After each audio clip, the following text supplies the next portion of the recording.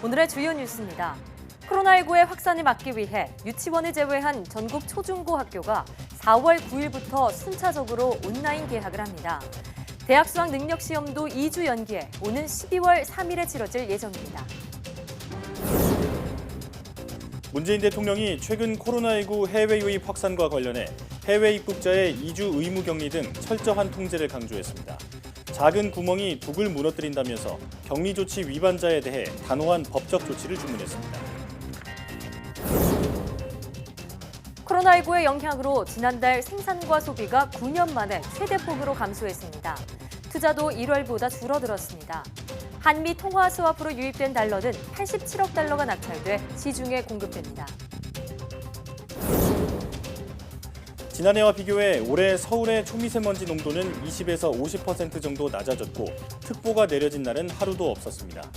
코로나19로 중국의 공장 가동률이 떨어졌고 처음 실시된 미세먼지 계절관리제도 어느 정도 효과를 거뒀다는 분석인데요. 미세먼지가 크게 줄어든 요인은 무엇인지 날씨학 개론에서 알아보겠습니다. 봄철이 되면 아토피 피부염 때문에 고생하는 분들 많으시죠? 대표적인 알레르기성 질환으로 가려움증을 동반하기 때문에 심할 경우 일상생활에 큰 지장을 초래하기도 하는데요. 오늘 내 몸 보고서에서는 아토피 피부염에 대해 알아봅니다.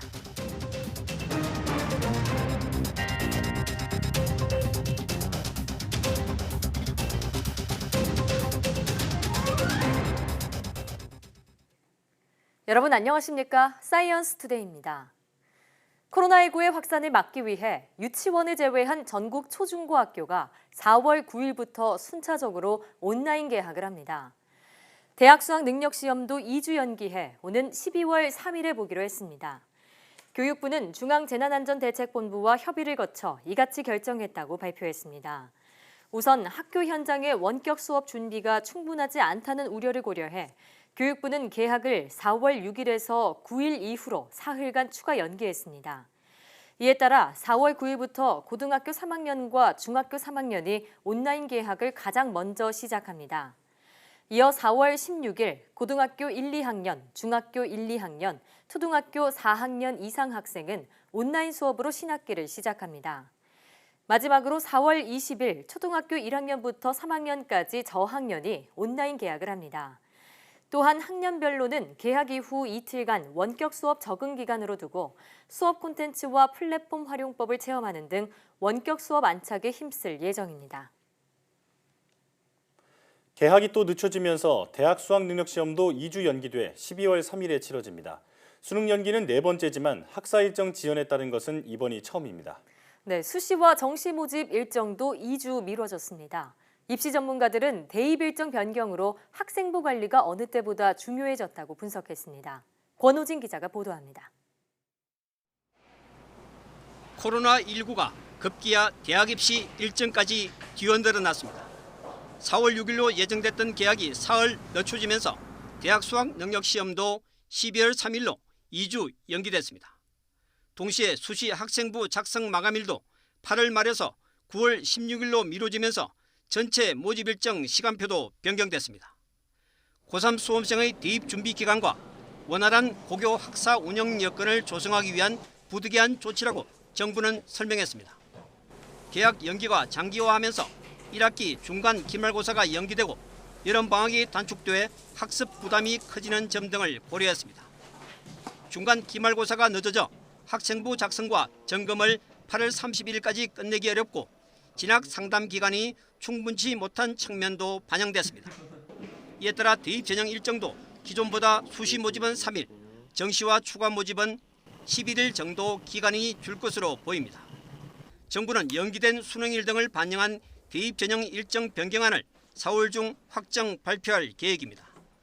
수능 연기는 이번이 4번째지만 학사 일정 지연이 원인이 된 것은 처음입니다. 앞서 2005년 에이펙 정상회의와 2010년 G20 정상회의 그리고 2017년 포항 지진으로 수능이 각각 일주일 연기됐습니다. 입시 전문가들은 대입 일정 변경으로 고3 수험생은 비중이 높아진 기말고사와 함께 학생부 관리가 그 어느 때보다 중요해졌다고 분석했습니다. 수험생들은 학생부 관리에 비상이 걸렸다고 볼 수 있습니다. 학교마다 상황이 모두 다르기 때문에 학생부 관리를 구체적으로 어떻게 했는지에 대해서는 학교의 상황에 따라서 유불리가 크게 발생할 가능성이 높습니다. 고3 수험생들은 특히 재수생과 비교해 학습 여건 등이 좋지 못한 데다 대학생 반수생들의 증가도 예상돼 여러모로 불리한 상황입니다.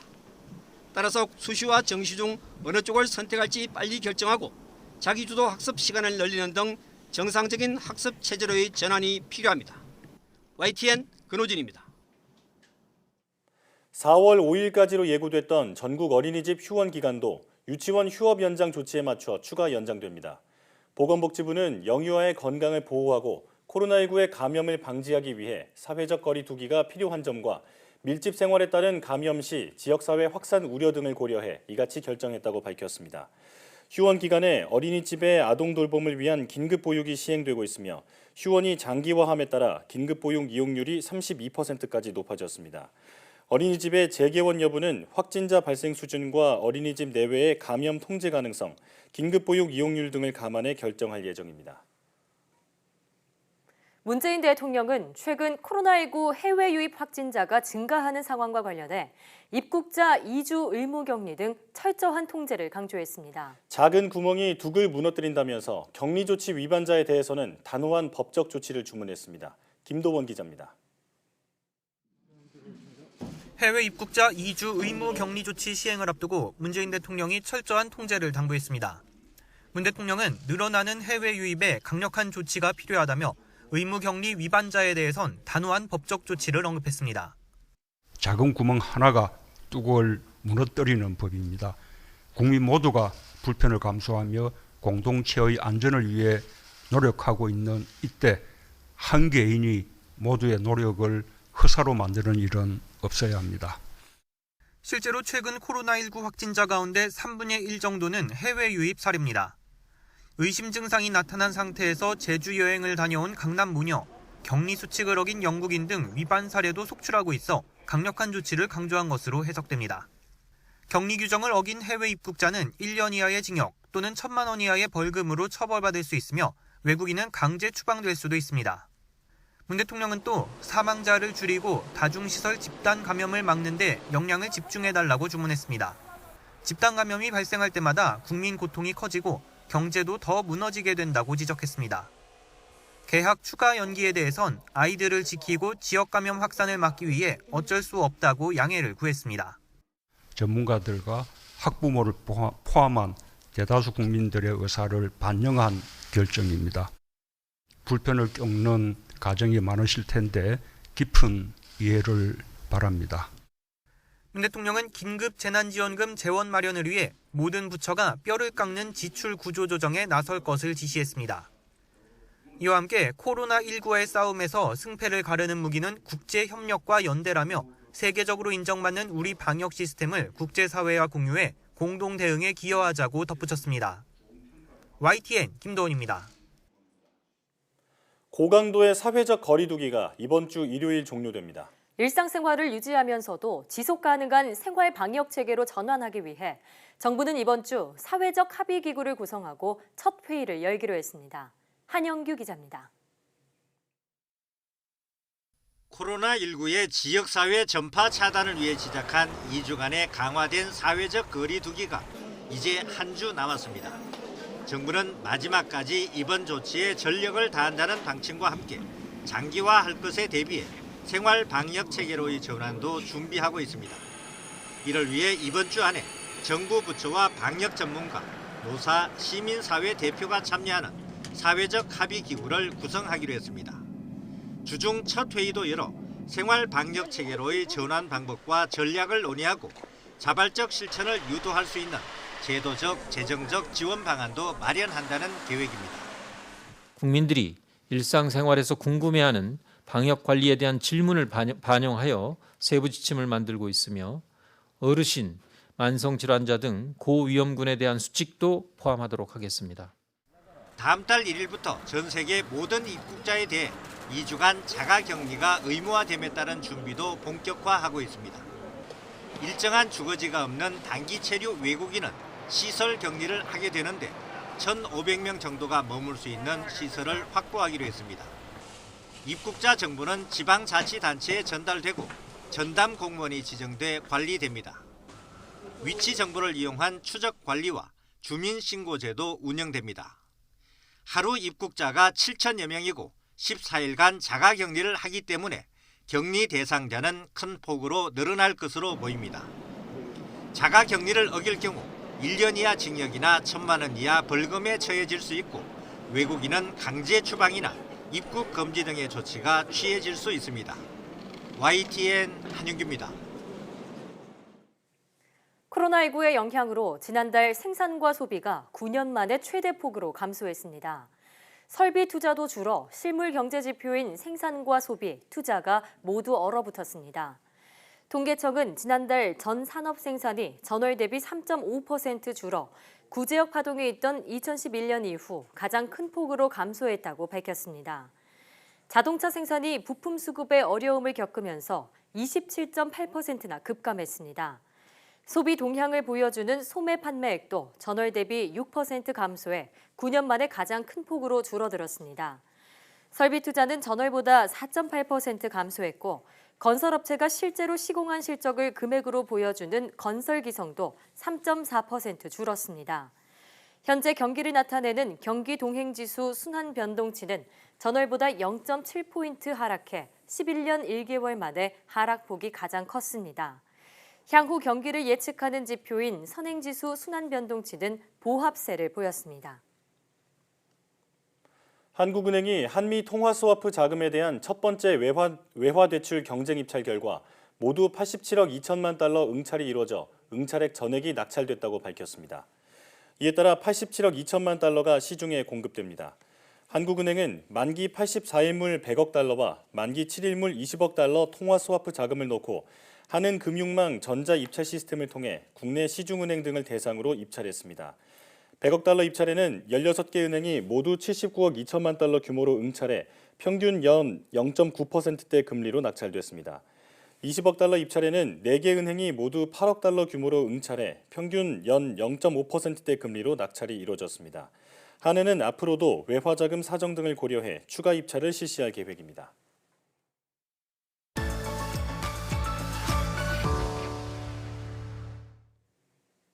올해 3월은 초고농도 미세먼지가 기승을 부린 지난해와 달리 공기가 무척 깨끗했습니다.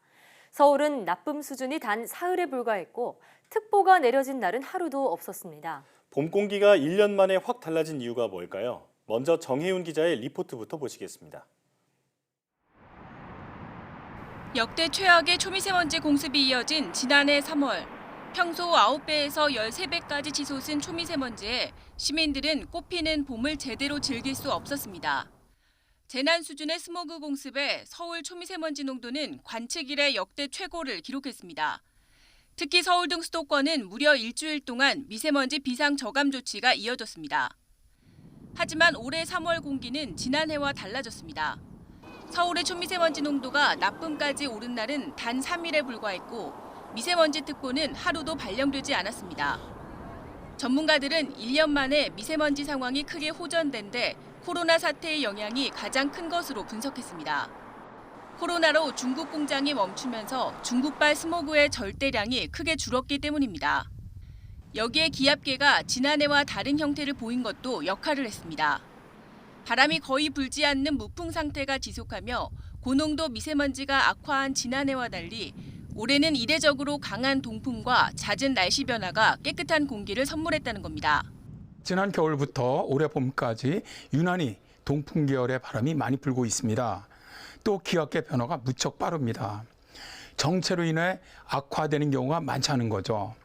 이렇게 동풍이 강하게 들어오고 자주 유입되는 건 극히 드문 사례입니다. 전문가들은 4월도 비슷한 기압계가 유지될 것으로 보여 당분간 고농도 미세먼지가 기승을 부릴 확률은 낮다고 전망했습니다. YTN 정혜윤입니다. 앞서 정혜윤 기자도 전해드렸지만 올해 서울 지역 미세먼지 농도가 지난해 같은 기간에 비해 20에서 50% 정도 낮아진 것으로 나타났습니다. 네, K웨더 반기성 센터장과 함께 이와 관련한 자세한 이야기 나눠보겠습니다. 어서 오세요. 네, 안녕하세요. 네. 자, 코로나19의 확산으로 전 세계가 신음하고 있지만 그래도 그동안 골칫거리였고 또 사람들의 건강을 위협했던 대기오염은 개선이 됐다고 합니다. 제가 생각해도 작년에 비해서 미세먼지 관련 보도는 좀 덜하고 있는 것 같다는 생각이 들거든요. 실제로도 좋아진 게 맞나요? 네, 맞습니다. 작년 3월 같은 경우에는 뭐 일주일 동안 그 비상저감 조치가 발령될 때 그때 기억해 본다면은 뭐 정말 올해는 좋은 편이죠. 예. 올해 미세먼지가 정말 좋아졌는지를 한번 살펴보도록 하죠. 지난 3월 23일에 기상청과 한국환경공단이 발표한 내용을 보면 올해 1월 1일부터 3월 23일까지 83일 동안 전국 각 지역에 미세먼지 주의보가 내린 것은 총 132회였다고 합니다. 예. 근데 작년에 같은 기간에 630회가 발생을 했으니까 무려 5배 이상 줄어든 거죠. 네. 환경부는 세제곱미터당 미세먼지 평균 농도가 150 마이크로그램이 넘는 현상이 2시간 이상 이어지면 주의보를 발령하고요. 1세제곱미터당 미세먼지 평균 농도가 300 마이크로그램 이상 넘는 현상이 2시간 이상 지속되면 경보를 내리는데요. 예. 올해는 미세먼지 경보가 내린 적이 단 한 번도 없었습니다. 그러니까 주의보 정도는 발생을 했지만 작년처럼 고농도의 매우 나쁜 미세먼지 현상은 없었다는 거죠. 예. 제가 이제 작년 12월부터 올해 3월 25일까지 서울의 초미세먼지 평균 농도를 분석해 봤어요. 예. 그랬더니 올해 들어와서 초미세먼지 농도가 정말 낮아진 것을 볼 수가 있었습니다. 예. 올해 1월의 경우 28.8 마이크로그램으로 작년 1월에 37.5 마이크로그램보다 무려 23%가 줄어들었고요. 올해 2월도 작년 2월보다 21%가 줄어들었는데 3월에는 작년보다 무려 42%나 줄어들었습니다. 네. 지금 작년과 올해가 그 미세먼지 주의보 기준으로는 올해가 지금 5분의 1 수준으로 줄어들었다는 건데요. 아무래도 기상 조건이 가장 큰 영향을 미치지 않았나 싶은데 일단 작년부터 알아보겠습니다. 작년의 기상 조건이 어땠길래 미세먼지가 그렇게 심했던 건가요? 작년 3월 초에 이제 고농도 미세먼지가 발생했지 않습니까? 예. 이때 미세먼지가 발생한 다음에 전문가들은 이렇게 고농도 미세먼지가 발생한 이유에 대해서 분석을 해봤어요. 그래서 이제 가장 먼저 지적한 것이 바람이 약해졌다는 것이다. 네. 두 번째는 중국으로부터 미세먼지가 날아와야 하는 북서풍 발생 빈도가 늘었다. 예. 이제 세 번째가 이동성 고기압으로 대기가 오랫동안 정체이기 때문이었다라고 보았죠. 예, 그러니까 작년의 경우에는 바람이 약해서 국내 미세먼지가 좀 정체된 데다가 북서풍의 영향으로 중국발 미세먼지까지 합세하면서 그 농도가 더욱 높아졌기 때문이라고 볼 수 있군요. 자, 그럼 올해 풍속은 작년보다 강해졌나요? 올해 이제 그 서울 지방의 평균 풍속을 작년과 비교를 해봤습니다. 그랬더니 12월과 1월의 경우 풍속이 17% 증가를 했고요. 2월은 작년 평균 풍속이 추속 1.8m였는데 네. 올해 2월은 추속 2.5m로 무려 28%가 강해졌습니다. 네. 그리고 3월은 24%가 증가했고요. 이렇게 이제 바람이 강해지면 미세먼지가 확산하기 때문에 농도가 낮아집니다. 네. 그러니까 올해가 작년보다 미세먼지 농도가 낮았던 원인 중에 하나가 올해 바람이 작년보다 강했던 것 여기에 있다고 봅니다. 그렇군요. 그리고 또 미세먼지의 농도와 관련해서는 그 북서풍의 빈도가 굉장히 중요한 영향을 미치잖아요. 이 북서풍의 빈도는 어떤 차이가 있었나요? 올해는 북서풍이 아주 매우 적게 불었던 해입니다. 네. 특히 이 동풍이라든가 북동풍이 많이 불었는데요. 우리나라는 이렇게 동풍이 불어 들어오면 미세먼지 농도가 낮아져요. 예. 김해동 계명대 환경학부 교수는 일기도 패턴을 보면 올해 시베리아 쪽에서 고기압이 매우 크게 발달했다면서 올해 겨울에는 중국에서 우리나라로 미세먼지가 들어올 수 있는 일기도 패턴이 없었다. 예. 1906년에 이런 패턴이 있었고 100년 만에 나왔다라고 인터뷰하는 걸 봤는데요. 자, 이제 기압계로 인한 바람도 동풍계열의 바람이 많이 불다 보니까 이렇게 미세먼지 농도가 낮아질 수밖에 없었습니다. 네. 저 같은 경우도 뭐 예보관 생활 지금 42년째인데 정말 올겨울처럼 이렇게 동풍이 많이 들어오는 건 저 같은 경우도 처음 봤을 정도입니다. 네, 일부 전문가는 100년 만에 한 번 나올까 말까 하는 그런 현상이라고 하니까 아쉽기도 한데요. 자, 이러한 기상 조건 덕에 올해는 공기질이 예년보다 좀 좋은 편인데 일각에서는 코로나19 사태 때문에 일단 중국에서 좀 산업시설들의 가동이 멈췄고 교통량도 줄어들었기 때문이다. 이런 분석도 있어요. 어떻게 보시나요? 뭐 어느 정도 영향은 있지 않겠나 봅니다. 이제 이게 이제 나중에 지나가서 정량적인 분석은 있겠지만 다만 이제 올겨울 중구로부터 이제 우리나라로 불어들어온 북서풍 계열의 바람이 상대적으로 좀 많지는 않았어요. 네. 그러니까 영향은 좀 다소 제한적이었지 않나 그렇게 보이는데, 그러나 어쨌든 코로나19로 인해서 중국의 미세먼지가 대폭 줄어드는 거는 맞습니다. 예. 이제 유럽 우주기구죠. 여기서 센티넬 화유피 위성을 갖다가 올려서 측정한 그 자료를 갖다 지난주에 발표를 했는데, 유럽 그리고 이제 아시아 산업단지의 이산화질소 농도가 최근 6주간 격감했다. 그러니까 작년 같은 시기보다 훨씬 낮아졌다는 이런 예. 보고서를 냈죠. 자, 이제 위성이 상공에서 관측한 것이 바로 이산화질소인데요. 네. 이산화질소는 보통 석탄 발전소라든가 산업체 또 경유 차량 이런 데서 발생하는 물질이거든요. 그러니까 이 자체로도 미세먼지지만 또 이게 나와서 화학반으로 초미세먼지를 만드는 물질입니다. 아, 예. 따라서 이산화질소가 적어졌다면 당연히 뭐 미세먼지 농도도 낮아질 겁니다. 또 이제 미 항공 우주국이죠. 나사에서 위성으로 분석을 해보니까 중국 우한하고 이제 동부 지방이죠. 네. 이쪽에 이산화질소 농도가 평소보다 최고 30% 낮아졌다. 이런 보고서도 내놓았는데요. 예. 중국 우한을 포함한 동북부 공업지대의 대기 오염 물질이 줄어드는 것은 뭐 거의 지금 뭐 유럽의 위성이라든가 미국의 위성을 다 보더라도 확실합니다. 확실하군요. 그렇군요. 네. 또 중국뿐 아니라 이 코로나19의 피해가 심한 유럽 대도시에서도 비슷한 현상이 나타나고 있다는 보도도 있었는데요. 네. 자, 또 코로나19가 중국의 이산화탄소 배출량을 예전보다 4분의 1 수준으로 줄였다는 보도도 있습니다. 이건 어떤 이야기인가요? 이게 이제 세계적인 비영리 기후단체죠. 카본 프리프라는 이 연구단체가 2월 19일 날 그 홈페이지에다가 코로나 바이러스가 중국의 이산화탄소 배출량을 4분의 1 줄였다는 이 제목의 문서를 게재를 했어요. 네. 자, 이 단체는 바이러스로 경제 활동이 침체된 중국의 이산화탄소 배출량 추이를 쭉 분석을 해봤습니다. 그랬더니 중국 최대 명지인 춘제 이후에 2주 동안 사용한 석탄 또 원유 사용량을 토대로 분석을 해보니까 작년 대비 1억 톤의 이산화탄소가 더 배출됐다는 거예요. 아, 예. 작년 같은 기간 중국이 배출한 이산화탄소는 4억 톤이었습니다. 이렇게 줄어든 양은 같은 기간 전 세계에서 배출되는 이산화탄소의 약 6% 정도 규모가 되는데요. 이 단체는 이산화탄소가 감소한 것을 보고 중국이 석탄 사용이 줄었구나 하는 걸 확신할 수 있었다. 예. 이렇게 말했습니다. 자, 이제 이런 이산화탄소는요, 석탄 발전소라든가 혹은 산업체 등에서 이제 가장 많이 배출되고 있기 때문에 네. 실제로 산업체 가동이 줄어들었다는 것은 미세먼지 농도도 낮아졌을 것이다라고 이제 우리가 볼 수 있는 것이죠. 네. 정말 올해는요, 중국 대도시들의 미세먼지 농도가 저는 이 높았던 것을 거의 본 적이 없어요. 뭐 저 같은 경우 매일 아침마다 중국 대도시 미세먼지 농도를 꼭 보는데 높았던 적이 거의 없거든요. 예. 그러다 보니까 우리 여보관들끼리 야, 중국이 코로나19의 영향을 많이 받고 있구나 하고 저희들끼리 뭐 얘기한 적은 있었습니다. 네. 이제 나중에 이제 이런 것이 다 지나간 다음에 정량적인 분석이 분명히 이루어질 겁니다. 그러나 중국의 미세먼지 농도가 낮아졌다면 당연히 우리나라 미세먼지 농도에도 영향을 주는 중국 미세먼지 농도가 적어졌을 것이라고 저는 봅니다. 예. 그렇군요. 저처럼 올해 우리나라의 미세먼지 농도가 낮아진 데는 국내의 기상학적 요인이나 중국의 영향도 있겠지만 계절관리제 시행과 같은 국가 차원의 노력도 한몫했을 것 같거든요. 어떻게 보시나요? 그렇죠. 이게 이제 국가기후환경회의가 단기 대책, 그러니까 이제 미세먼지 농도가 가장 높은 12월부터 그 다음에 3월까지 이게 이제 계절관리제 이거 갖다 이제 정부에 제안을 했죠. 예.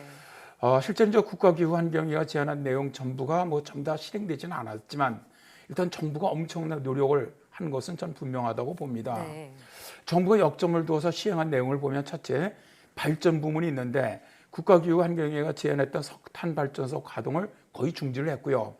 또 3월에는 11, 2월보다 더 강화된 21기에서 28기로 확대하면서 현재 시행을 하고 있습니다. 예.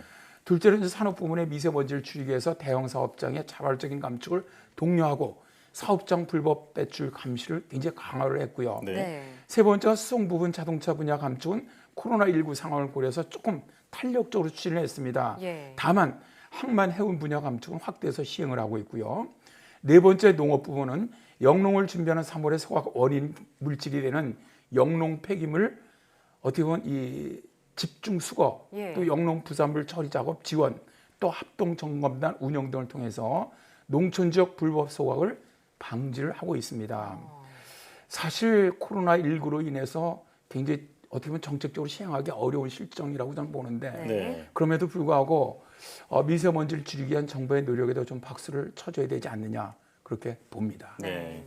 또 기상 요인과 코로나19 그리고 정부의 정책 등의 영향으로 모처럼 맑은 하늘을 요즘 볼 수가 있는데요.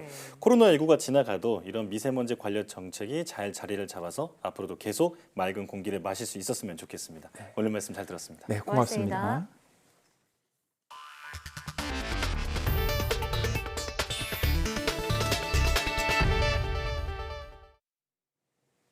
미국에서 코로나19 확산세가 4월 중순 정점을 찍으면서 하루 사망자가 2,000명이 넘을 수 있다는 보고서가 공개됐습니다. 트럼프 행정부도 그 가능성을 주시하며 긴박하게 움직이고 있습니다. 조수현 기자가 보도합니다.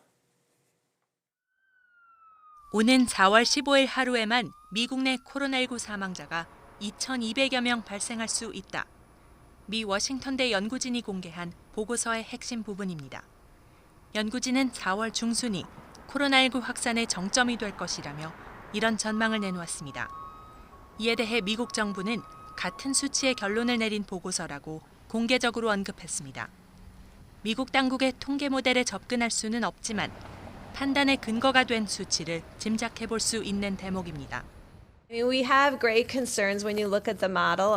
As I told you, look at the Chris Murray model, where he shows a rapid escalation and you can see it happening. 워싱턴대 연구진은 4월 중순까지 필요한 병상은 22만여 개로 현재까지 확보한 규모보다 6만 개 더 많다고 지적했습니다. 또 5월까지 사회적 거리 두기가 계속된다고 가정할 때 8월 4일까지 누적 사망자가 8만 2천여 명에 달할 것으로 추산했습니다. 그러면서 사회적 거리 두기가 전역에서 철저히 지켜지지 않으면 이 숫자는 더 늘어날 수 있다고 경고했습니다. 이런 분석은 이탈리아와 중국, 미국의 과거 데이터를 토대로 미래를 예측하는 방식으로 이루어졌습니다. 트럼프 행정부는 최소 10만 명 사망 시나리오부터 200만 명 가능성까지 10여 가지의 모델을 검토하고 대비책을 세우고 있습니다. YTN 조수연입니다. 코로나19 확산에 대응이 이뤄지지 않으면 수백만 명이 사망할 수 있다는 암울한 전망이 백악관 핵심 당국자에게서 공개적으로 나왔습니다. 미국에서 확진자가 가장 많은 뉴욕의 쿠오모 주지사는 뉴욕에서 벌어지고 있는 일이 다른 주에서도 벌어질 수 있음을 경고했습니다. 워싱턴 강태욱 특파원의 보도입니다. 데보라 벅스 백악관 코로나19 태스크포스 조정관은 거의 완벽하게 대응해도 10만에서 20만의 사망자가 나올 수 있다고 경고했습니다. 확산 방지를 위해 아무것도 하지 않으면 사망자 범위가 160만 명에서 220만 명에 이를 수 있다는 겁니다. 그런 만큼 모든 미국인이 이를 이해하고 서로 보호하기 위해 일치된 대응을 해야 한다고 강조했습니다.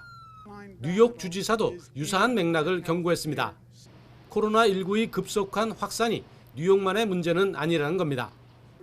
You see this virus move across the state. You see the virus move across this nation. There is no American who is immune to this virus. 실제 환자 증가 속도가 급속히 빨라지면서 1,000명을 넘긴 주만도 20곳을 넘었습니다. 이에 따라 대응도 더 강화되고 있습니다. 자택 대피령을 내리고 학교 휴교 조치를 연장하는 주들이 잇따르고 있습니다. We are no longer asking or suggesting that Marylanders stay home. We are directing them to do so. This executive order will become effective at 8 p.m. today. 뉴욕에서는 명소인 센트럴 파크에 임시병원을 만들어 하루 뒤 가동에 들어가고 도착한 해군병원선에 일반 환자를 이송해 수용하기로 했습니다. 이런 가운데 아마존 등 물류업계의 파업이 잇따르고 있는 것도 또 하나의 부담이 되고 있습니다. 배달 수요가 늘면서 이를 감당할 직원들의 안전도 도마 위에 오르고 있습니다. 워싱턴에서 YTN 강태욱입니다. 도널드 트럼프 미국 대통령이 코로나19 치료제 개발에 신의 선물이 될 수 있다고 언급한 말라리아 치료제가 심각한 부작용을 일으킬 위험이 있다고 프랑스 보건당국이 경고했습니다. 프랑스 의약품 의료기기 안전청은 지금까지 코로나19 예방치료제로 공식 승인받은 약물은 하나도 없다는 점을 상기시키면서 하이드록시 클로로퀸 등은 현재 진행 중인 임상시험에만 쓰여야 한다고 강조했습니다. 프랑스 당국은 의약품 오남용 감시센터를 통해 하이드록시 클로로퀸 등이 잘못 쓰이고 있다는 보고를 받아 오남용 주의보를 발령했다고 설명했습니다. 하이드록시 클로로퀸을 쓴 코로나19 환자들에게서 심장에 심각한 부작용이 나타난 것으로 전해졌습니다.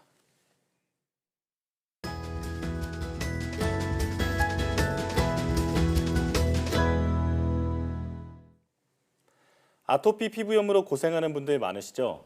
대표적인 알레르기 질환인 아토피 피부염은 심한 가려움증을 동반해 일상생활에 지장을 주기도 하는데요. 네, 오늘 내 몸 보고서에서는 아토피 피부염에 대해 이대 서울병원 알레르기내과 김민혜 교수와 함께 이야기 나눠보겠습니다.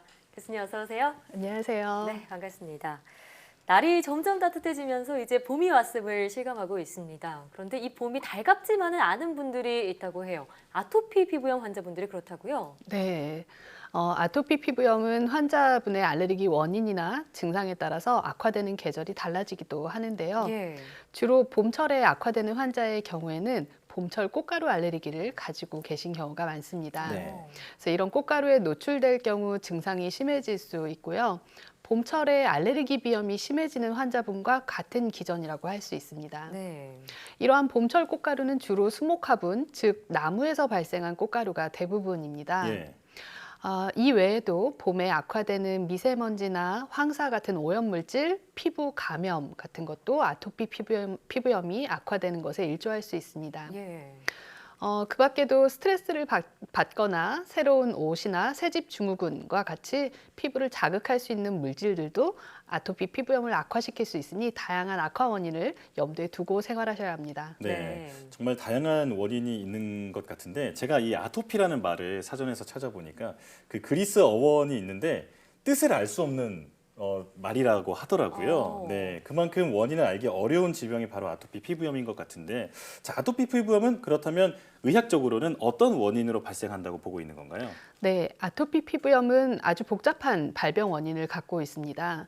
대표적으로는 유전적인 요인과 면역 요인, 환경적인 요인이 복합적으로 작용하는 것으로 알려져 있고요. 예. 이로 인해서 피부 장벽의 기능 이상과 면역 시스템의 조절 장애로 인해 발생하게 됩니다. 이 중에서도 아토피 피부염 발병 원인의 가장 큰 위험 인자는 알레르기 질환의 가족력, 그리고 피부 장벽을 이루는 세포에 포함되는 필라그린이라는 물질의 유전자 변이로 인해서 피부 장벽에 기능 상실이 생기는 경우입니다. 예. 다른 다양한 환경 요인도 아토피 피부염과의 발생이 이제 연관이 되어 있는데요. 예를 들어서 출산 시 분만 방식, 또는 이제 도시에서 사는 것, 그리고 영아의 경우에는 일찍 시기를 시작하는 것, 그리고 항생제 사용하는 것들, 이런 것들이 아토피 피부염 발생과 연관이 되어 있다고 제시는 되어 있지만 아직은 명확한 근거는 없는 상태입니다. 그렇군요. 보통 아토피 증상 하면은 가려움증이 가장 먼저 떠오릅니다. 아이들 같은 경우에는 이 가려움증을 참지 못해서 피가 날 정도로 긁는 경우를 본 것도 같은데 이 외에 또 어떤 증상이 있나요? 네, 말씀하신 것처럼 가장 큰 특징적인 증상은 가려움증입니다. 네, 그 외에도 발진, 부종, 건조증, 피부 벗겨짐, 진물, 고름, 그리고 딱지를 형성하기도 하고요. 아주 만성화된 경우에는 태선화가 진행되기도 합니다. 네. 아토피 피부염의 심한 가려움증 때문에 덩달아서 생기는 증상들이 수면장애입니다. 매우 빈번하게 나타나는데 소아 환자의 경우 60%, 그리고 아토피 피부염이 악화된 상태에서는 83%까지도 환자들이 수면장애를 겪고 있고 이것 때문에 가족 구성원의 수면에도 영향을 미치게 될 수 있습니다. 네. 또한 우울증이나 주의력 결핍 과잉 행동 장애 ADHD로 많이 알려져 있죠. 예. 이런 것들과도 관련성이 있다고 알려져 있고요. 일관된 근거가 나오는 건 아니지만 비만이나 저신장 같은 성장 장애와도 관련성이 있다고 보고되고 있습니다. 네. 자, 이렇게 아토피 피부염으로 고통을 받는 분이 많은 만큼 그만큼 이 질환에 대해서 잘못된 정보가 또 퍼져 있는 것으로 알고 있는데요. 자, 올바른 정보와 틀린 정보를 잘 구분하는 것이 좋을 것 같은데 몇 가지 사례를 설명해 주시죠. 네. 사실은 대표적으로는 스테로이드 공포증에 대해서 좀 말씀을 드리고 싶습니다. 네. 대부분 스테로이드가 아주 독한 약이라고 생각하셔서 꺼리는 경우가 많고요. 잘 바르지 않는, 그래서 아토피 피부염이 악화된 상태로 오시는 분들이 많습니다. 예. 하지만 실제로 여러 연구를 통해서 국소 스테로이드제, 즉 바르는 스테로이드제는 대체적으로는 안전한 약이고 적절하게 사용될 경우에는 부작용 없이 사용 가능한 게 증명이 되었습니다. 예. 아토피 피부염에서 가장 중요한 핵심 치료제이기도 하고요. 다만 이제 역가가 높은 강한 스테로이드제를 사용하는 경우, 그리고 장기간 사용하거나 또는 얇은 피부에 쓸 때, 특히 어린이나 노인의 경우에는 내분비 기관의 활동을 방해할 수 있기 때문에 의사와 상의하여 적절하게 사용하시면 충분히 안전하게 치료하실 수 있는 약제입니다. 네. 오히려 스테로이드 공포증으로 인해서 치료를 적절히 받지 않게 되면 아토피 피부염이 나빠지고 그로 인한 합병증들이 발생해서 더 큰 문제를 초래할 수가 있습니다. 예. 그 다음으로 또 면역력 기르기 위해서 이것저것 챙겨 먹는 분들 많거든요. 이건 어떻게 보세요? 네, 맞아요. 면역력. 아토피 피부염의 발생 원인에 면역 기능 이상이 관련되다 보니까 많은 분들이 면역력을 기르면 아토피 피부염을 치료할 수 있을 거라고 생각하고 계십니다. 예. 그래서 검증되지 않은 건강기능식품들을 섭취하시는 경우가 있는데요. 하지만 면역력을 인위적으로 키울 수 있는 건강기능식품은 없다고 보셔도 좋습니다. 네. 그리고 이러한 건강보조식품으로 아토피 피부염 치료 효과를 증명한 연구도 없고요. 그래서 이런 부분에 대해서는 무분별하게 사용하지 않는 것이 좋겠습니다. 네, 스테로이드를 적절하게 사용하는 게 올바른 아토피 치료법이었군요. 이뿐만 아니라 아토피 피부염은 빨리 치료를 받을수록 더 좋다고 알려져 있는데 아이가 아토피 증상이 있을 때 이게 아토피라는 것을 확실하게 알 수 있는, 의심해 볼 수 있는 그런 증상이 있다면 알려주시죠. 네, 가장 중요한 진단 기준을 말씀드리도록 하겠습니다. 네. 기본적으로는 심한 가려움증이 가장 중요하고요. 예. 그다음에 만성이나 재발성의 습진 병변이 특징적인 몸의 분포를 보이시면 의심을 할 수가 있습니다. 2세 이하에서는 얼굴이나 몸통, 그리고 사지의 겉쪽에서 주로 발생하고요. 2세 이상에서는 얼굴, 목, 그리고 사지의 굽힌 부위, 즉 팔 오금이나 다리 오금처럼 굽히는 부위에 잘 생기게 됩니다. 그리고 마지막으로 천식이나 알레르기 비염, 아토피 피부염, 음식 알레르기처럼 어떤 알레르기 질환의 과거력 또는 가족력이 있다면 아토피 피부염 가능성이 더 높아지기 때문에 빨리 내원하셔서 치료하시는 것이 좋습니다. 이 외에도 진단에 중요한 부소견들이 있기는 한데요. 우리 환자분들이 이제 기억하실 것은 이런 중요한 주소견만 기억하시면 되겠습니다. 네. 일단 좀 피부가 가렵거나 이 구부러지는, 굽히는 부위에 대해서 어떤 습진이 발생한다고 하면 병원을 찾는 게 좋을 것 같은데, 자, 이렇게 병원에 가게 되면 어떤 치료를 받게 되나요? 네, 환자분이 오시면 일단은 환자분 병력 청취가 처음입니다. 그래서 병력을 듣고 알레르기 질환의 과거력이나 가족력을 확인하게 되고요. 그리고 피부 양상을 관찰하게 됩니다. 이런 피부 양상에 따라서 알레르기 검사를 시행하고요. 필요시에는 혈액 검사와 같은 기초 검사를 시행하기도 합니다. 그리고 아토피 피부염의 치료 중에서 가장 중요한 건 말씀드렸듯이 바르는 스테로이드제, 국소스테로이드제입니다. 이러한 국소스테로이드제는 현재의 피부염증을 가라앉히고 향후 재발을 막기 위한 예방의 목적으로도 사용이 됩니다. 국소스테로이드제에 반응이 없거나 내지는 사용할 수 없는 경우에는 국소 면역 조절제, 즉 칼시뉴린 이니비터라는 것들을 사용하게 되고요. 이런 국소 면역 조절제는 국소스테로이드에서 발생할 수 있는 피부 위축의 위험이 없고 더 안전한 것으로 알려져 있어서 얼굴이나 피부가 얇은 부위에도 사용할 수 있습니다. 그리고 동시에 국소스테로이드제와 함께 사용하면서 국소스테로이드제의 사용을 줄여주는 효과도 있고요. 이러한 치료에도 반응이 없는 경우에는 광선 치료나 전신 스테로이드제 또는 전신 면역 억제제 사용도 고려할 수 있고요. 최근에는 중증 아토피 피부염, 성인 환자를 위한 생물학적 주사제도 개발되어서 사용할 수가 있습니다.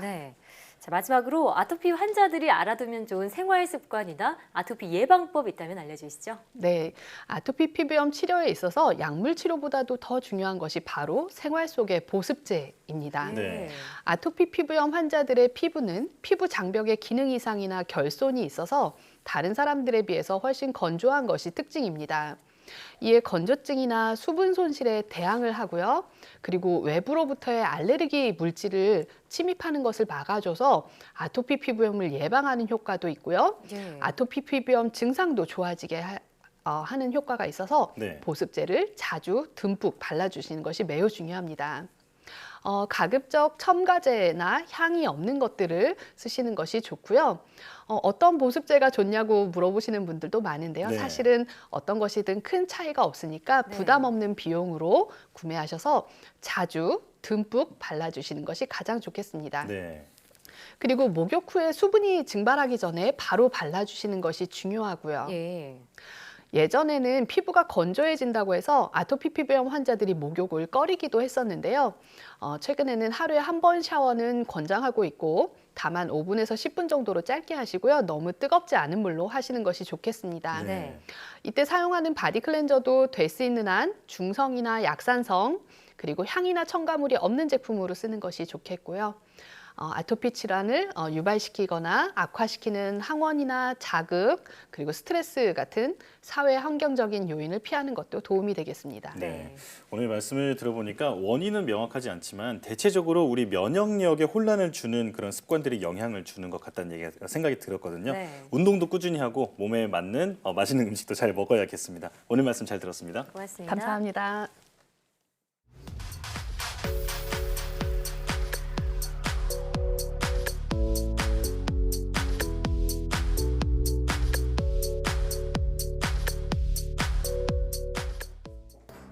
파란색 물감을 하늘에 칠해놓은 것 같다. 세계 최악의 미세먼지 국가인 인도의 하늘을 보고 한 누리꾼이 SNS에 올린 글입니다. 코로나19로 봉쇄령이 내려진 이후 차량 운행은 물론 공장 가동까지 중단되면서 공기가 한층 맑아진 때문이겠죠. 특히 인도 델리 지역은 공기질 관측 이래 최초로 좋음 수준을 보였다고 합니다. 코로나19 사태가 끝난 뒤에도 계속 맑은 하늘을 볼 수 있길 바랍니다. 사이언스 투데이 오늘 저희가 준비한 소식은 여기까지입니다. 함께해 주신 여러분 고맙습니다.